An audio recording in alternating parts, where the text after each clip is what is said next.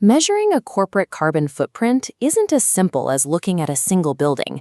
Companies operate through a messy web of subsidiaries and joint ventures.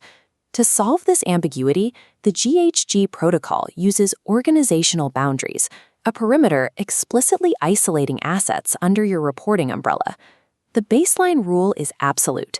If your company wholly owns and wholly operates a facility, 100% of its emissions are automatically included in your inventory. But when you have shared or complex operations, you must choose to draw your boundary using one of two distinct frameworks, the equity share approach or the control approach. This choice dictates your total emissions volume. Drawing the wrong boundary misrepresents your company's legal and public climate liability. The equity share approach assigns emissions based on your strict percentage of economic ownership in an operation. The math here is proportional. If a shared factory emits 1,000 tons of CO2e and your company owns a 40% stake, you report exactly 400 tons. While the calculation is intuitive, global reporting standards show very few companies use equity share. It legally divorces reported emissions from your actual power to implement physical changes at the facility. Instead, the vast majority of reporting companies rely on the control approach. The control approach entirely ignores partial ownership percentages. It operates on a strict binary rule. You report either 100% of an asset's emissions or 0%. This diagram outlines two control variants. First, financial control, holding absolute authority to dictate budgets.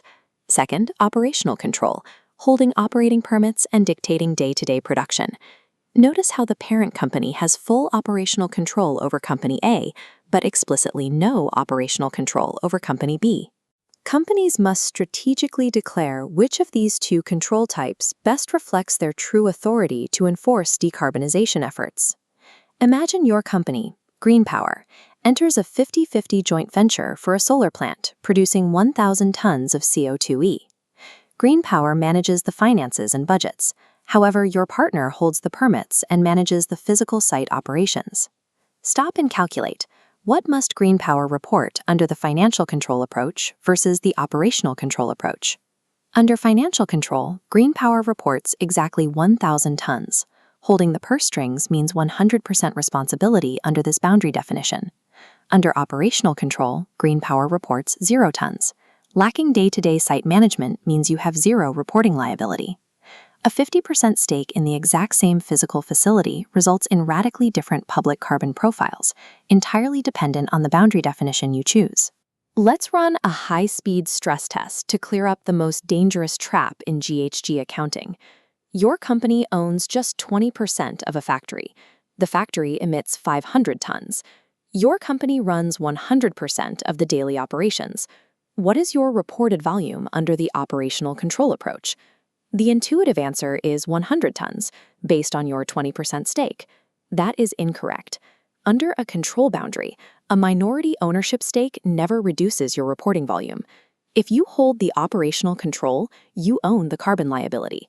The correct answer is 100% of the emissions, 500 tons. Let's consolidate this into a single framework. You have equity share, which is partial based on percentage, financial control, which is binary based on the budget, and operational control, which is binary based on site management.